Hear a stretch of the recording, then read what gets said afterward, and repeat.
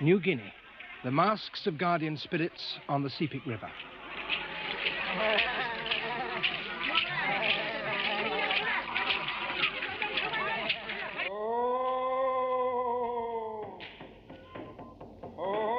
British Columbia, the cannibal birds of the Kwagilth Indians.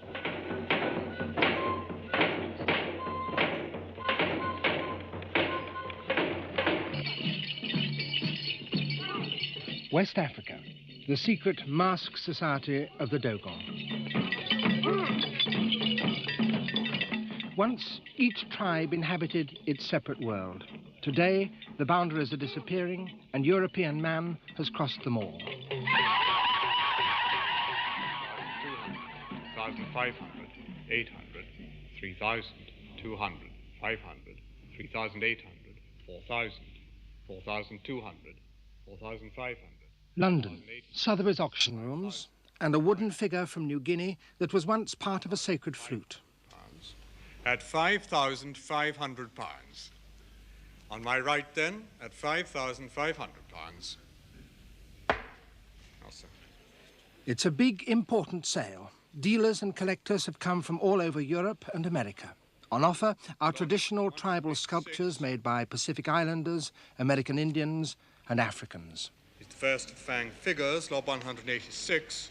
£1,000 bid, £1,000, 1,000, 1,100, 1,200, 1,300, 1,400, 1,500, £1,500, 1,600, 1,700, 1,800, 1,900, 2,000, £2,000 now, 200, 2,400, 600, 2,800, 3,000, 3,200, 400, 3,400 at 3,600, 3,800, 4,200.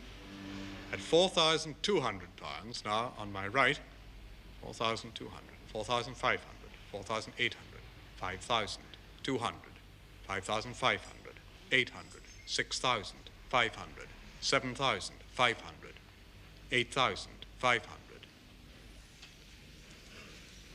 9,000, 500, 9,500, 10,000, 10,000 pounds.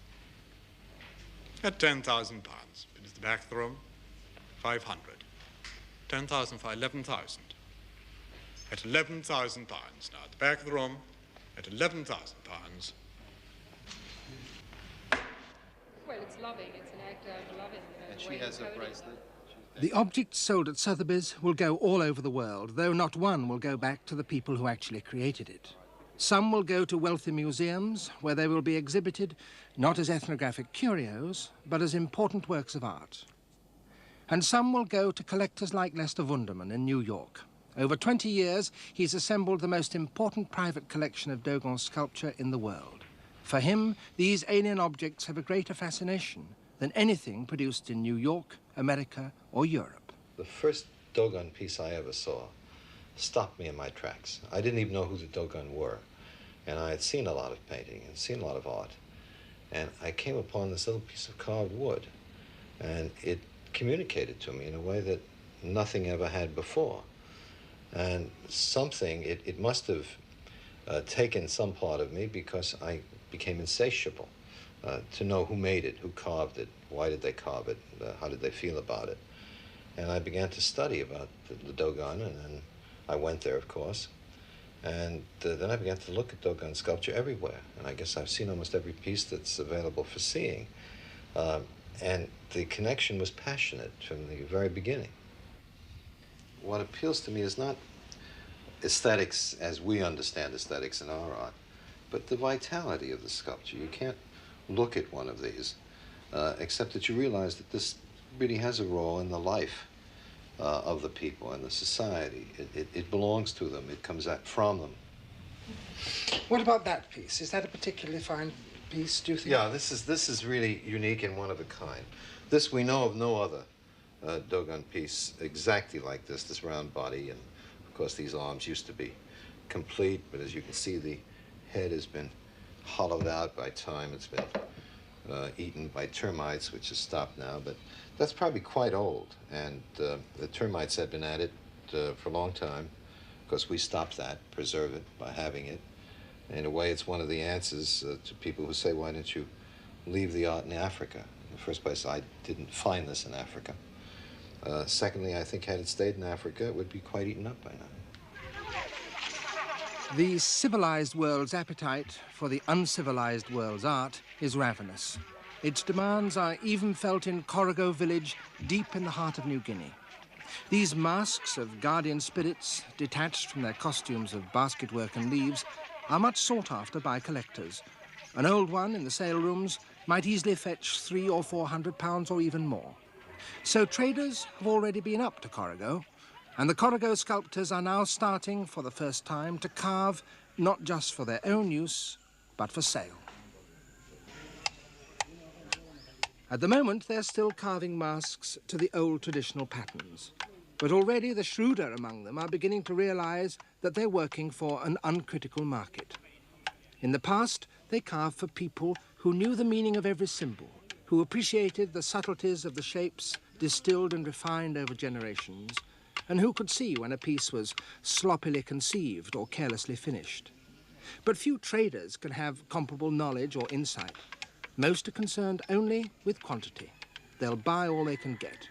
So why waste time on refinements that the customer can't appreciate? Today in the cult house at Corrigo, where once only half a dozen sacred masks were kept hidden away from prying eyes, 50 or 60 are laid out on the floor, awaiting prospective buyers.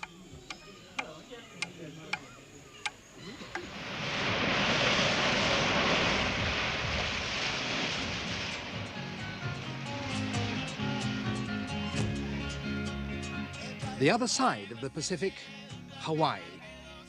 Once this was a Polynesian kingdom, but Europeans have been coming here for 200 years, and the process that is just beginning in New Guinea is here approaching its end.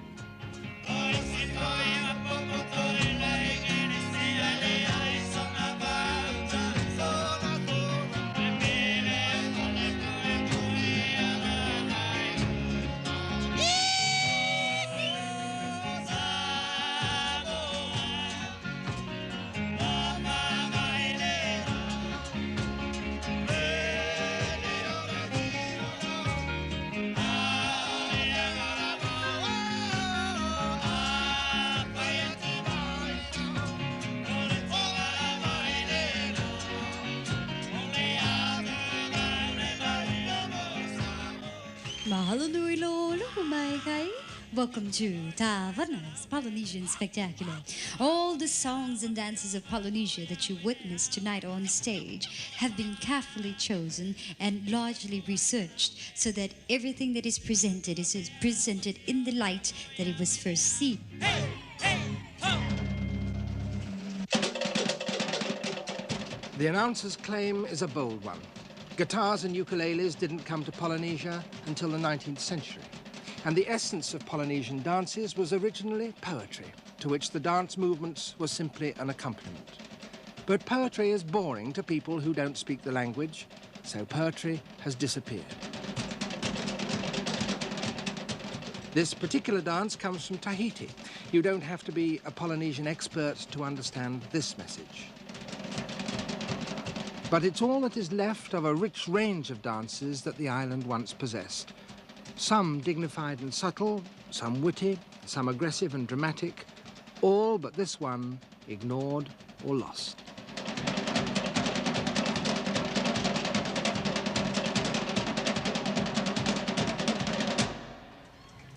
Hawaii's capital, Honolulu, is a tourist town, one of the holiday centers of the world.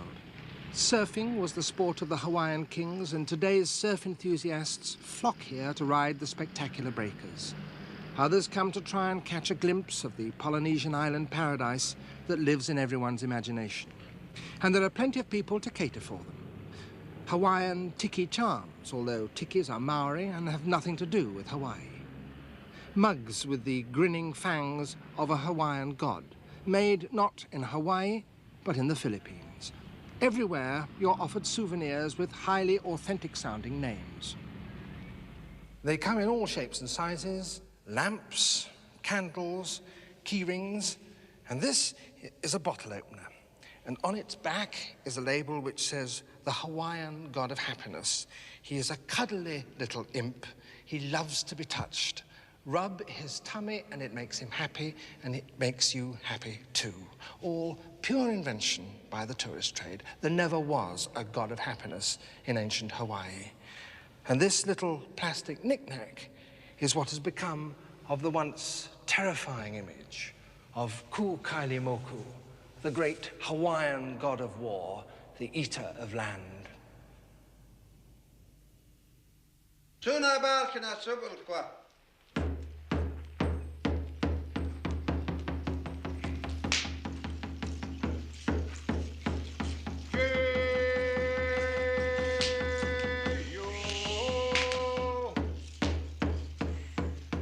But in some places, people are fighting to preserve their traditions in as pure a form as possible.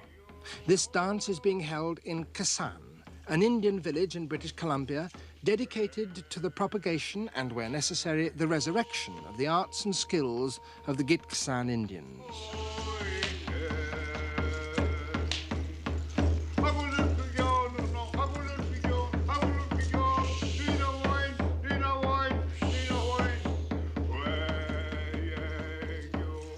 All kinds of skills are practiced at Kasan.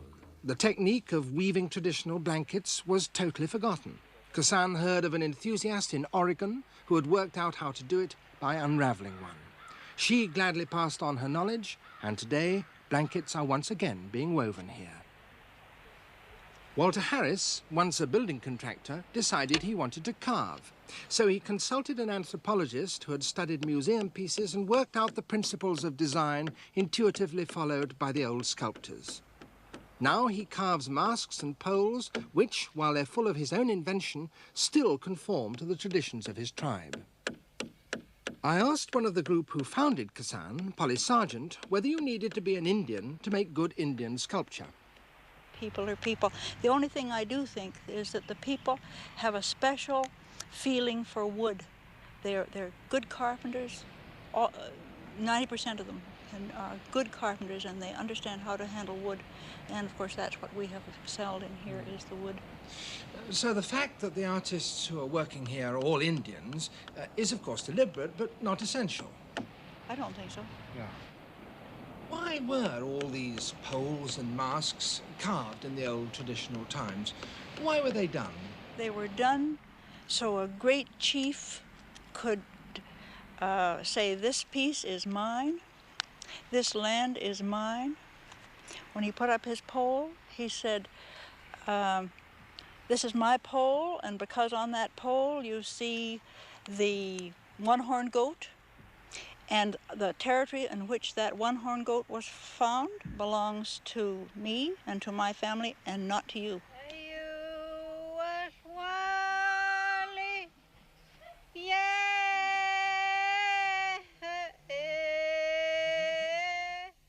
Perhaps one of the reasons why Kasan has been so successful is that the things made here are bought not only by white visitors, but by the Indians themselves and used for their original purposes.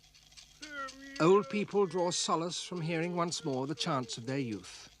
And the young see in the old dramas a way of recovering their pride in being Indians, a chance of stating their identity in the face of the ways of the whites that threaten to swamp them.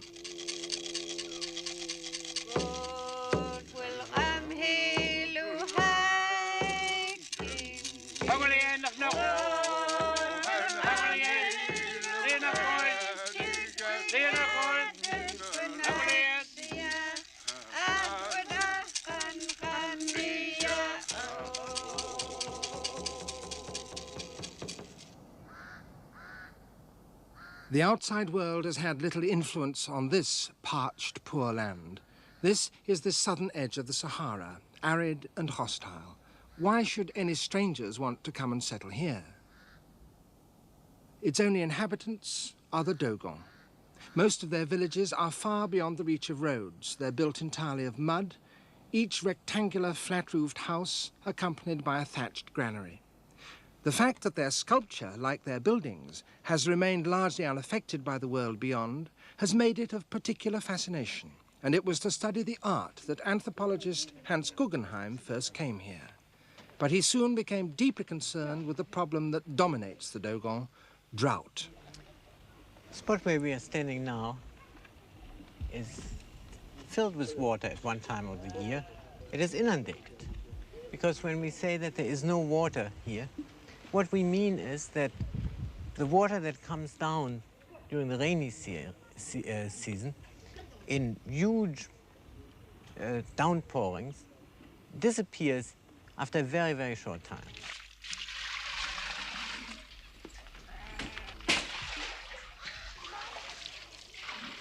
When I first heard about the terrifying problem of drought that had struck West Africa as well as the Dogon country, it occurred to me that we would have to look for a solution. And I thought, could one not develop a granary with modern technology that would make it possible for people to store rainwater? He worked out a way of lining the inside of these granaries with chicken wire, plastered with cement, which would turn them into giant cisterns. And he persuaded the chief of one village to try it. But before work could begin, the gods had to be consulted by means of an oracle.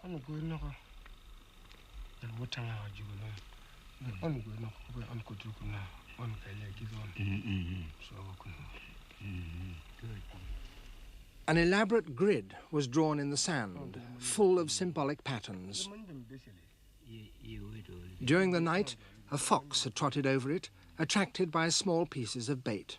If his foot had trodden on certain symbols, it could mean that it would be disastrous to start building a water granary.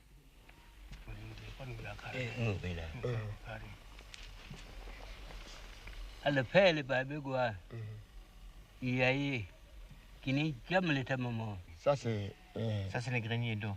Ça c'est les greniers d'eau. Ça c'est les greniers d'eau.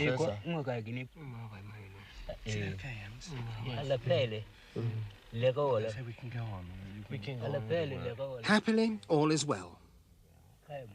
Custom also demands a sacrifice before the building begins. If such traditions are neglected, the people would certainly have no confidence in the project. Indeed, the builders might not dare to start work for fear of the consequences.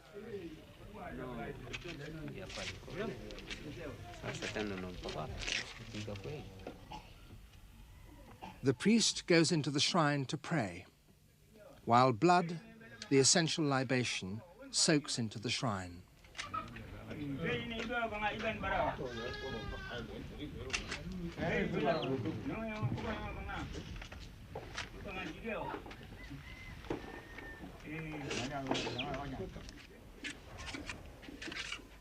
So the experimental water granary was built. The village craftsmen understood exactly what was required. The cistern was so sited that rainwater from all the surrounding flat roofs would drain into it, channeled through pipes. But could a granary of mud, lined with no more than cement strengthened with chicken wire, contain such an immense weight of water? Would it not burst? Hans Guggenheim's American experts had assured him that it would hold, but there was still a lot of doubt.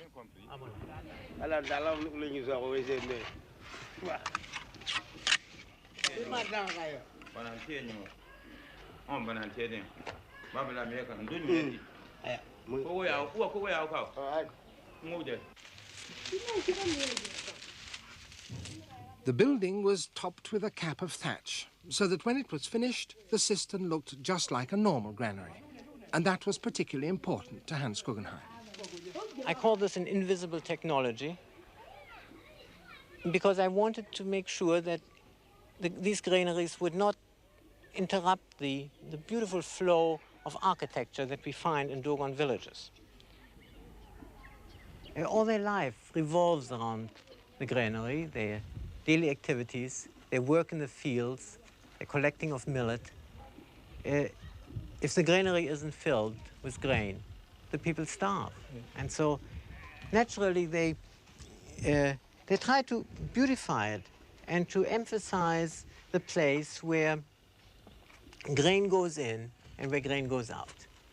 And that is why we have these beautiful Dogon doors that have been carved over centuries. Many of them have been bought up by tourists and foreigners who've come, by collectors, and are now in the museums. Yeah. But they still try to maintain the tradition. They still attempt to carve locks and to give meaning to these buildings. Mm. And so I felt that it would be important to also have a door carved for this particular granary and for all the granaries, water granaries, that will be built subsequently.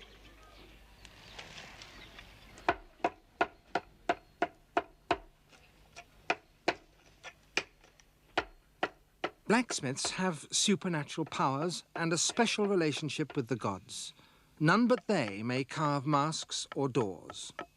The local smith, after considerable deliberation, agreed to do the job, and there was much discussion in the village as to what symbols he would decide to carve on a door of a granary that was to contain not millet like any other, but water.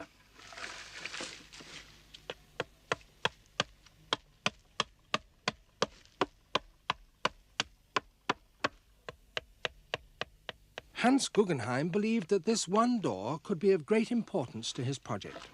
A new technology with potentially huge benefits can, in fact, seriously damage a complex society like the Dogons. If it does violence to the people's view of the universe, if it seems to flout the decrees of the gods, it may either be totally rejected or, if forced upon them, undermine the people's faith and upset their society. Just as he knew it to be essential that the correct consultations and sacrifices were made before work started, so he believed it invaluable for the whole work to be concluded with a piece of carving by the blacksmith. But that in itself could also have an effect on the sculpture he had originally come to study. If the smith produced a new design of door, it could start a new artistic tradition in the village.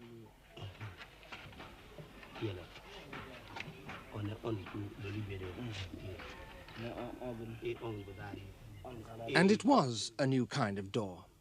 Beneath the line of ancestor figures which traditionally stand guard on doors made in this particular village, he had introduced a new element, a frieze that told how this first ever water granary came to be built, how a goat and 2 chickens were taken to the shrine and there sacrificed, and how the fox had trotted over the sand oracle and foretold success.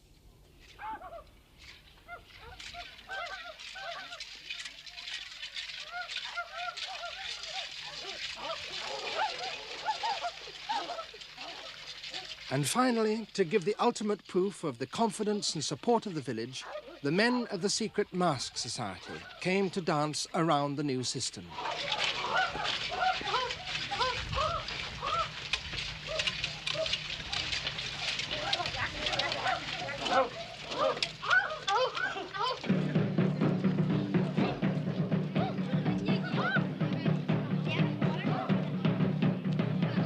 3 months later, the rains came again.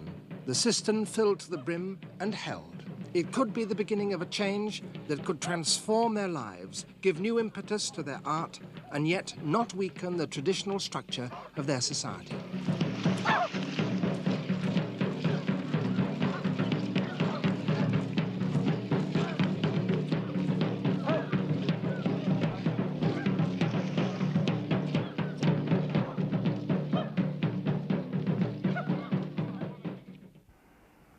There is a desert as harsh and as unfriendly as the Sahara up in the far north, the Arctic, a desert of snow and ice. There, too, men somehow manage to live, and there, too, in conditions so severe that there can be little time for inessentials, they carve. Since they had to carry all their belongings with them on their long journeys over the ice, it's not surprising that their sculptures traditionally were very small. Most of them were of walrus ivory. Here is a little walrus, a seal, a whale, and another seal that's been skinned. But tiny though they are, their form is extremely subtle, and perhaps that comes from the fact that the Eskimos' eyes must be miraculously attuned to the very tiniest variation in shape amongst the ice floes that might betray the presence of a polar bear or a seal that they're hunting. Most are clearly functional. This is an adze, engraved and carved with a mysterious face. And here another one with the figure of a snow owl and two strange figures crouching above it. It seems almost certain that carvings of this kind had some sort of magical purpose. This is a spear straightener in the form of a crouching caribou, and on it engraved lines of caribous and hunters. But some are much more mysterious. These are swimming geese, perhaps, but then some have human faces. And here is a strange seal figure. Perhaps these were counters in some game, or maybe they were part of the apparatus of a magician. Whatever they are, they're part of a tradition which stretches back unbroken for 2,000 years. But then, in the 1950s, things changed. Suddenly, the Eskimos began to carve large, heavy pieces out of stone. And this was the man who brought about that change, Jim Houston. In 1948, a young Canadian artist who was on his first visit to the Arctic, traveling and painting among the Eskimos. I made a drawing of a person, and the man indicated to me that he wanted it in the Eskimo language, which I did not speak at that time. And so I very reluctantly tore out that page of drawing and gave it to him. And a little while later, he came and opened his hand, and he revealed to me a small caribou, a little stone carving of a caribou with inset ivory eyes, just about that long. But I was absolutely shocked. I mean, it seemed to me to have exactly the feeling of all the ancient things. It had the best qualities of primitivity in it. Later on, that man's name was Naomi Alec, and later on he showed me two others he offered me in exchange for some drawings. And so at that instant I felt, if this is real, if this can go on, unless he's some special kind of genius that I'm unlike other people, there is some sort of a great possibility here. Something could be revealed. And the thrilling part was that this is 1948. I'm not looking at a carving found out of the ground from 3,000 years ago. I'm looking at something made by a man this minute. That's the exciting thing. A few years later, Eskimos all over the Canadian Arctic were carving. Jim Houston had found for them a new source of income that they desperately needed as they progressively abandoned their old, harsh, wandering life and settled down in villages on the coast. There was nothing like enough walrus ivory to meet the new demand, and the sculptors were forced to use stone and then washed-up bones of whales. Planes flying between the lonely settlements collected the sculptures in ever-increasing quantities and brought them down to this vast warehouse near Ottawa. Here, dealers come to select pieces for the galleries that have sprung up in hundreds in the cities of North America and beyond, some of them selling nothing but Eskimo sculpture. The sheer quantity of the carvings is numbing, the variety of styles enormous. For Houston, the sight is a thrilling one, for it certainly represents a great deal of money that will be flowing back up north. Less certain, perhaps, is the artistic quality of the work. In all this welter of things, some good, some bad, certain things leap out at you, it seems to me. Here's a whale, a white whale, killalok, they call it.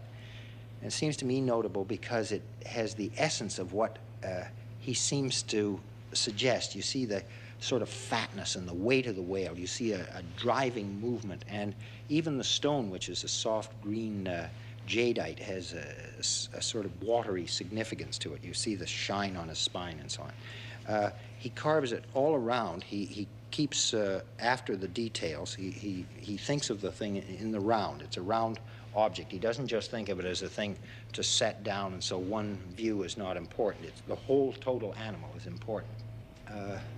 I don't care for that very much. Personally, I would love to cut that off, but this seems to have such a virtue in it. It starts off, it seems to orient itself right here, and in this case, the man has decorated the stone in a rather old way by engraving it and cutting into it, but he gets a great sense of driving from the center. Well, now, the mere fact that you said you would cut that off, might not the chap up in Cape Dorset or whatever say to the man who's carving this, if I were you, I'd cut that off, And wouldn't that be the European telling the Eskimo what to carve? Yes, it would. But the man up north is almost in every case not a man, an art man at all. He probably wouldn't. The danger may be that he said, "Would you put that on?" Well, exactly. But I mean, the mere Right. fact that he says anything might mean that the Europeans are changing the way the Eskimos carve. Yes, I think that's true to some extent. That change, in some people's eyes, has been very much for the worse. An anthropologist who knows the Eskimo well, Edmund Carpenter, is very critical of the outsiders who have fostered Eskimo art. They encouraged the Eskimos to make scenes from the past. When the rifle was already in use, now they were showing harpoons in use. And often you'd find that the Eskimos would copy things from catalogs, from mail-order catalogs, and the Canadian government would have to destroy these objects because they didn't want people to feel that this wasn't a native craft, a native art form deeply rooted in belief. Well, of course, it wasn't. This is a carving that interests me tremendously. This is a shamanistic piece, a big vertebrae of a white whale. Here we see the devil's foot with very pointed claws, unlike a human foot. Everything is in balance and yet sort of out of balance. You see this hand, remarkable. Do you see these faces? The pair of them beautifully and magically in balance. And the keynote of the thing is magic. That looks, is that a truly traditional... Absolutely. Mermaid? The one who waves her arms. When the kayakman sees her, he beckons to her and says, "Kylie, Kylie, Kylie," and she answers to him. She's very old in Eskimo mythology and very important, the sea goddess. The most important figure in Eskimo mythology, everywhere in the north, without exception, is Sedna, or Nuliayuk. And it's a very complicated story of a woman who loses one eye and loses all of her fingers and so forth, and she's unable to comb her hair and so forth. Today, she lives beneath the sea. Today, when the Eskimos carve her, they make her into a mermaid. And they show her with her hair carefully groomed, with fingers, and with two eyes. The myth is gone, the whole meaning and story of the thing. And it was the most profound story. I think it was like Orpheus. It was like the Christian story, if you wish. And that's gone. Now it's simply a paperweight. I see the modern Eskimo art as Western. It's designed for Europeans. It has no meaning except financial return for the Eskimos.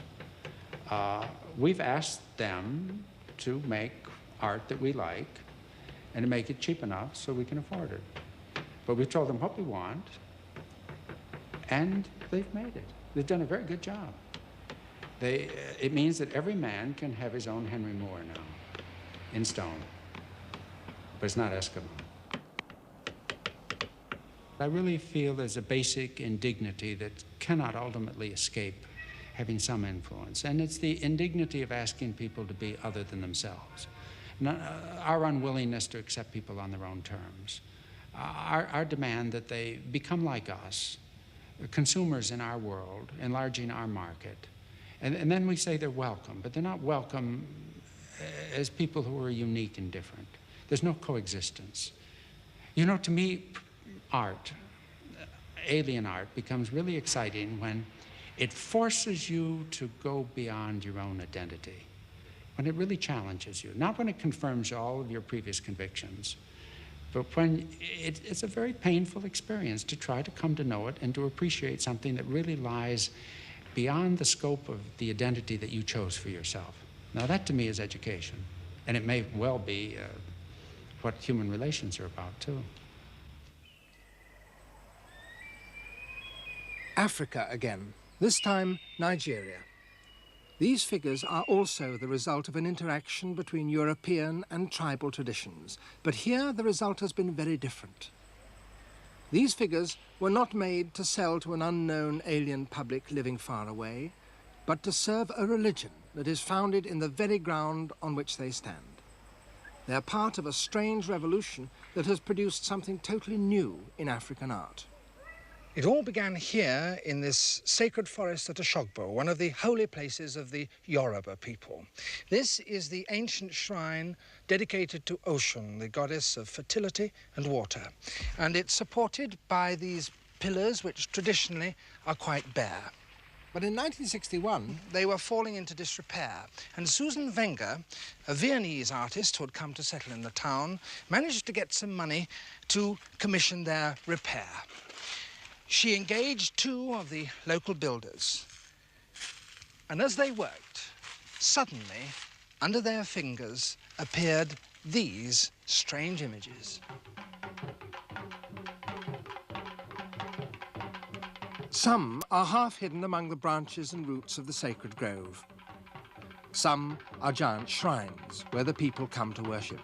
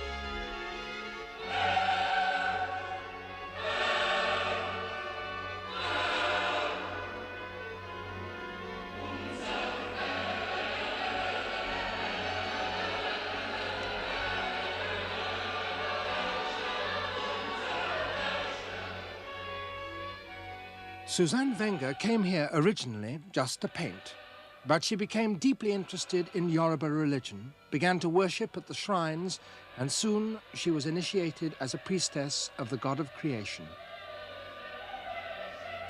In her studio, she works mostly in batik, a method of painting on cloth with molten wax and colored dyes that originally was developed in the Far East and which she had learned in Vienna.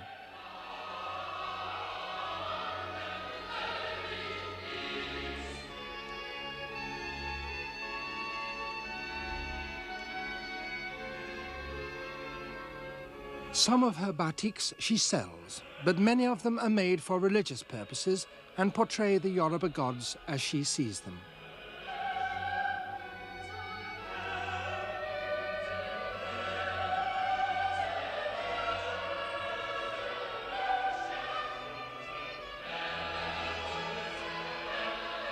Working with her are other Yoruba artists. Some of them have taken up the art of batik painting. Nearly all of them carve, and it is their statues that crowd every room in the house.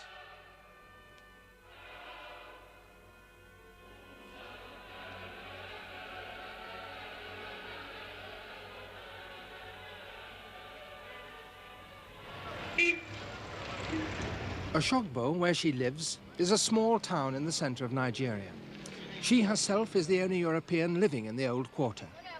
Although this place is, by tradition, sacred to the Yoruba, not all the people living there still follow their tribal beliefs.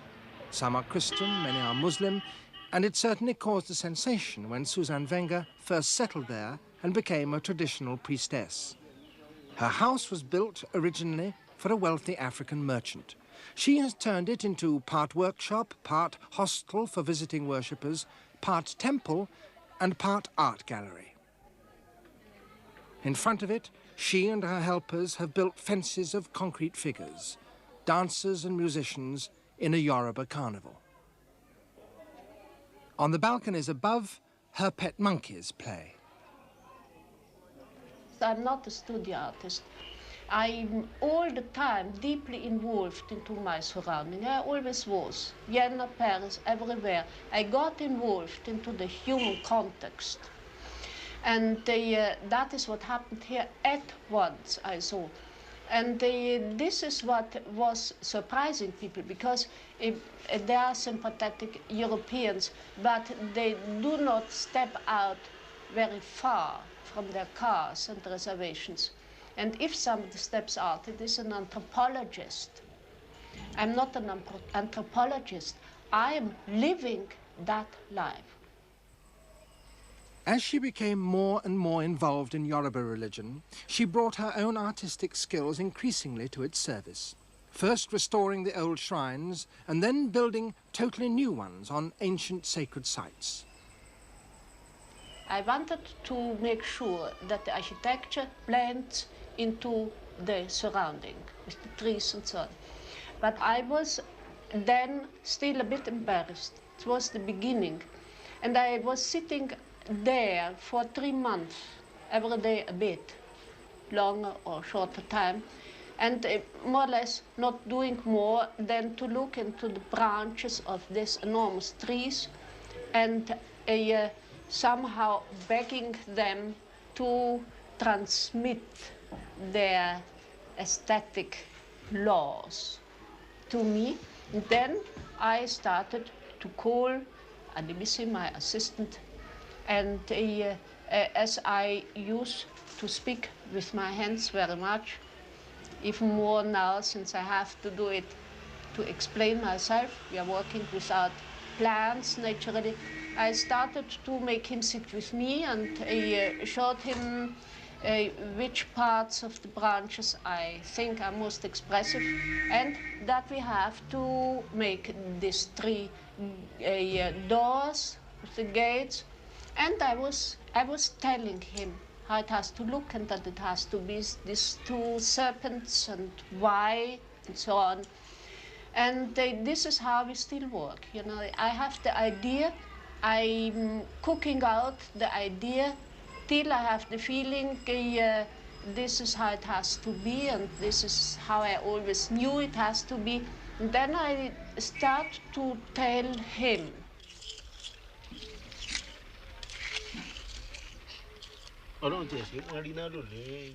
Work is unceasing. Historic sites are being marked with ever more complex sculptures. This one represents the chameleon which appeared at the dawn of creation and gingerly stepped down onto the newly made earth to see if it was cool enough for the gods to walk upon.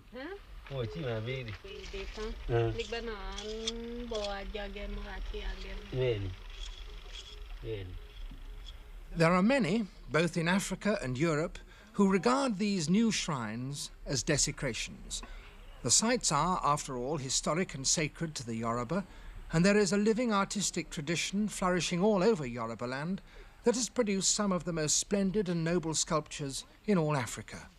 Why should that be abandoned in favour of a new style influenced by cultures from far away? Suzanne Wenger's view is that continuity of tradition is less important than religious commitment, and that she certainly has. This is the place for Egbe. That is the Heavenly Society. Every section of the shrine is for a section of the religion. Egbe is the Heavenly Society. It is the other parts of your soul which are not in the moment living on earth.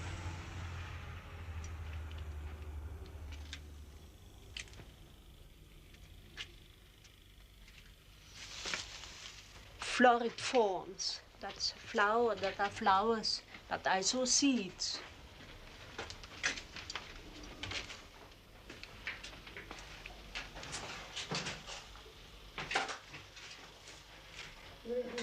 That is now the story house. That are the steps, and is supported with the tree. The inside is tree. You will see it then there. But it's also like a snail, because the snail is the symbol of beginning, like DNA, you know.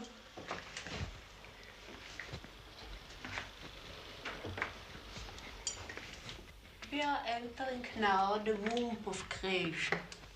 So it is also the basis of the tree of derivation, which you see now here.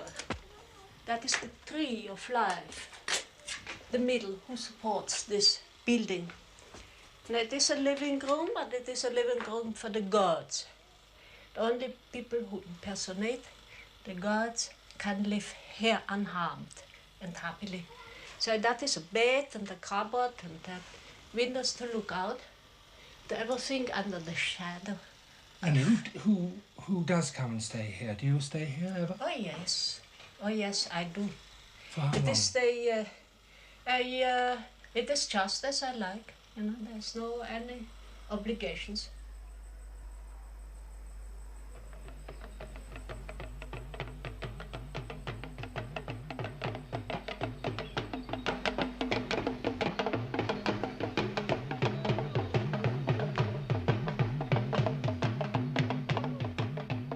To some European eyes, Suzanne Wenger's strange amalgam of Western styles and African myths may seem to be without meaning or value. But she seeks no golden opinions from the art critics of the West. For her, the crucial test is whether what she creates is effective and meaningful in the African community that has now absorbed her. The fact that her shrines have become places where Yoruba people worship in increasing numbers is the measure of success that she values most highly.